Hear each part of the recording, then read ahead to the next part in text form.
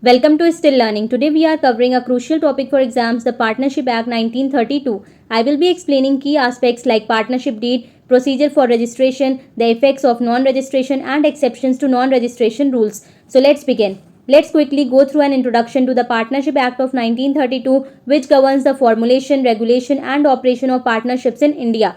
The Partnership Act 1932 is the law governing partnerships in India. It outlines the rules for the formation, conduct and dissolution of partnerships as well as the rights and duties of partners. Indian partnership act 1932 partnerships को govern करने वाला एक law है जो India में business partnerships के लिए rules और रेगुलेशंस सेट करता है. इस एक्ट का मेन फोकस पार्टनरशिप्स की फॉर्मेशन, कंडक्ट और डिसोल्यूशन के रूल्स पर है. साथ ही पार्टनर्स के राइट्स और ड्यूटीज को भी आउटलाइन करता है. Definition of partnership under section 4. A partnership is defined as the relation between persons who have agreed to share the profits of a business carried on by all or any of them acting for all.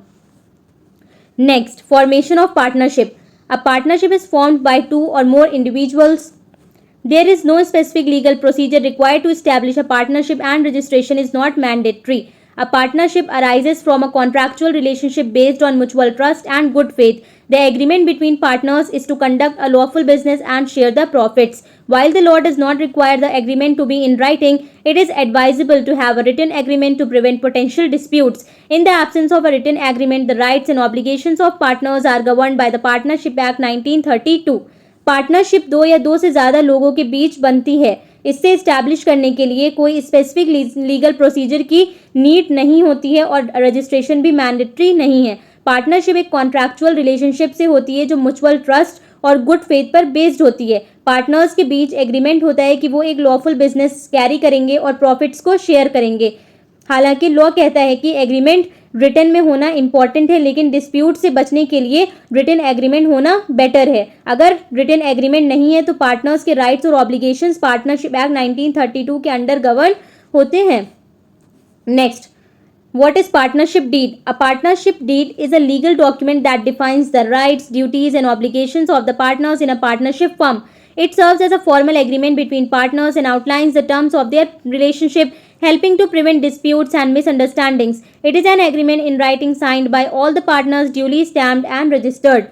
Partnership deed एक legal document होता है जो partnership firm में partners के rights, duties और obligations को define करता है. ये पार्टनर्स के बीच एक फॉर्मल एग्रीमेंट के तौर पर काम करता है और उन्हें उनके रिलेशनशिप के टर्म्स को आउटलाइन करता है जो डिस्प्यूट्स और मिसअंडरस्टैंडिंग से बचने में हेल्प करता है. ये एग्रीमेंट रिटन में होता है और सभी पार्टनर्स साइन किया जाता है. सभी पार्टनर्स इसे साइन करते हैं. साथ ही इसे ड्यूली स्टैम्प्ड और रजिस्टर्ड भी किया जाना चाहिए.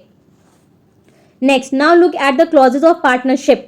So, the first one is name of the firm, name of the firm's business, principal place of business, duration of partnership if any, name and address of partners, capital contribution by each partner, amount that can be drawn by each partner, profit sharing ratio, interest rate on capital and drawings if any, partners, salary commission if applicable, allocation of work among partners, goodwill valuation method, procedure for partner admission and retirement, procedure for account maintenance and audit, procedure for firm dissolution and settlement of accounts, arbitration clause for dispute resolution, loans and advances by partners, interest rate on loans and advances.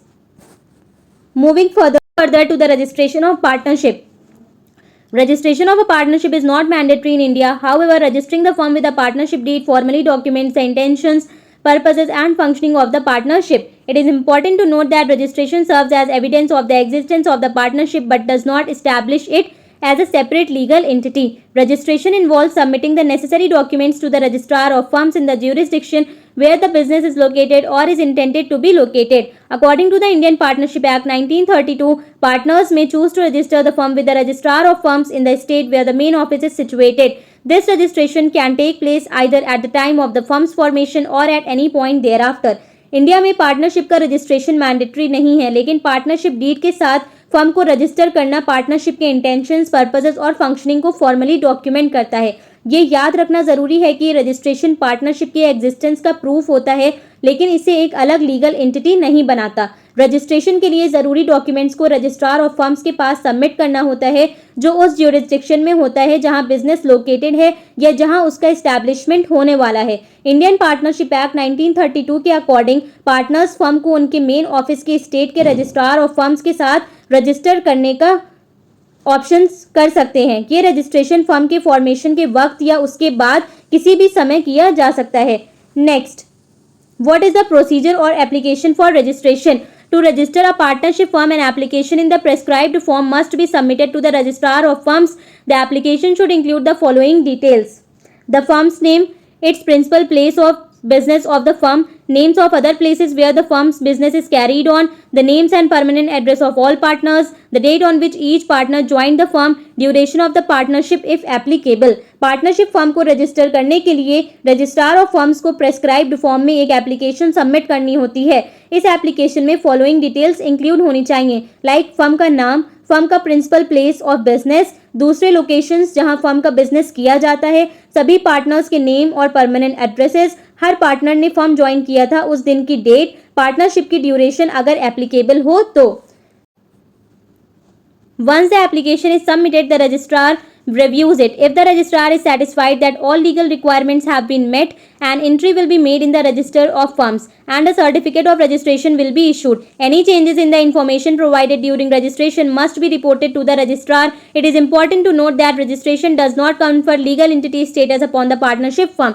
जब application submit कर दी जाती है तो registrar उसे review करता है। अगर registrar इस बात से सेटिस्फाइड होता है कि सारी लीगल रिक्वायरमेंट्स पूरी हो गई हैं तो रजिस्टर ऑफ फर्म्स में एंट्री की जाती है और एक सर्टिफिकेट ऑफ रजिस्ट्रेशन इशू किया जाता है। रजिस्ट्रेशन के दौरान दिए गए इन्फॉर्मेशन में कोई भी चेंजेस को रजिस्ट्रार को रिपोर्ट करना जरूरी होता है। ये याद रखना इंपॉर्टेंट है कि रजिस्ट्रेशन पार्टनरशिप फर्म को लीगल एंटिटी स्टेटस नहीं देता। लेट्स सी द कॉन्सिक्वेंसेज और effects of non registration. The consequences of non-registration of partnership firm are as follows. The consequences of non-registration of partnership firm include that the firm or partner has no right to legally sue another partner of the firm. Firm या partner को किसी दूसरे partner या firm के खिलाफ legally स्यू करने का right नहीं होता. A case against the third parties cannot be filed, which is also a big consequence of the non-registration of a partnership firm.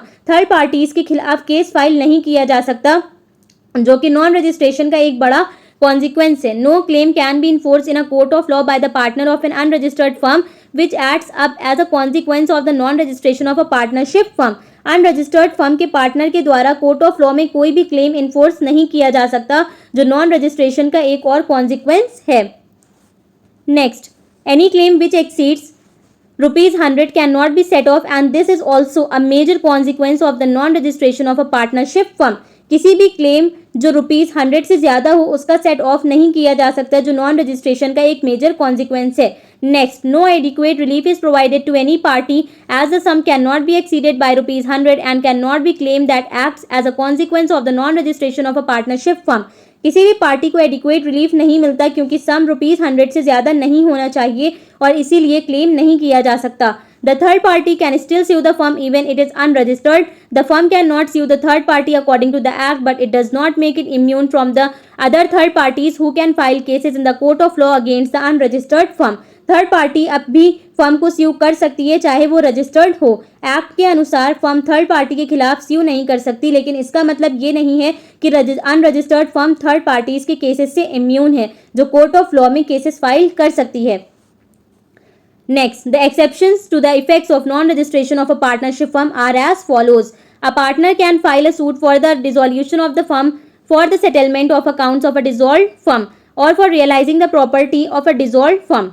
So, dissolution and accounts. एक पार्टनर फर्म के dissolution के लिए suit file कर सकता है dissolve firm के account settle करने के लिए या डिसॉल्व फर्म के प्रॉपर्टी को रियलाइज करने के लिए. द ऑफिशियल असाइनी और receiver can realise the property of an insolvent partners. Insolvency means official assignee या रिसीवर एक इंसॉल्वेंट पार्टनर की प्रॉपर्टी को रियलाइज कर सकता है. Registration. The registration requirement does not affect the rights of firms or partners that have no place of business in India. Registration की जरूरत उन फर्म्स या पार्टनर्स के राइट्स को अफेक्ट नहीं करती जिनका इंडिया में कोई प्लेस ऑफ बिजनेस नहीं है. नेक्स्ट, अ सूट और claim where the amount does not exceed ₹100 can still be filed. So, ऐसा सूट या क्लेम जो ₹100 से ज़्यादा नहीं है वो अब भी फाइल किया जा सकता है। A third party can file a suit against the unregistered firm or its partner. एक थर्ड पार्टी अनरजिस्टर्ड फर्म या उसके पार्टनर्स के खिलाफ सूट फाइल कर सकती है। The firm or its partners can sue third parties for patent right infringement. Firm या उसके पार्टनर्स थर्ड पार्टीज के खिलाफ पेटेंट राइट इन्फ्रिंजमेंट के लिए स्यू कर सकती हैं। इन्फ्रिंजमेंट का मतलब होता है किसी के राइट्स का वायलेशन, खासकर बिना परमिशन के किसी पेटेंटेड इन्वेंशन या इंटेलेक्चुअल प्रॉपर्टी को अनऑथराइज्ड यूज, रिप्रोडक्शन या डिस्ट्रीब्यूशन। ये मतलब है कि जब कोई इंसान किसी पेटेंट होल्डर की परमिशन के बिना उनके पेटेंट की चीज़ का इस्तेमाल करता है या उसे रिप्रोड्यूस करता है तो वो इन्फ्रिंजमेंट किया होता है। I have covered all the key aspects of the Partnership Act of 1932, ensuring you have a comprehensive understanding that should be sufficient for your exam preparation.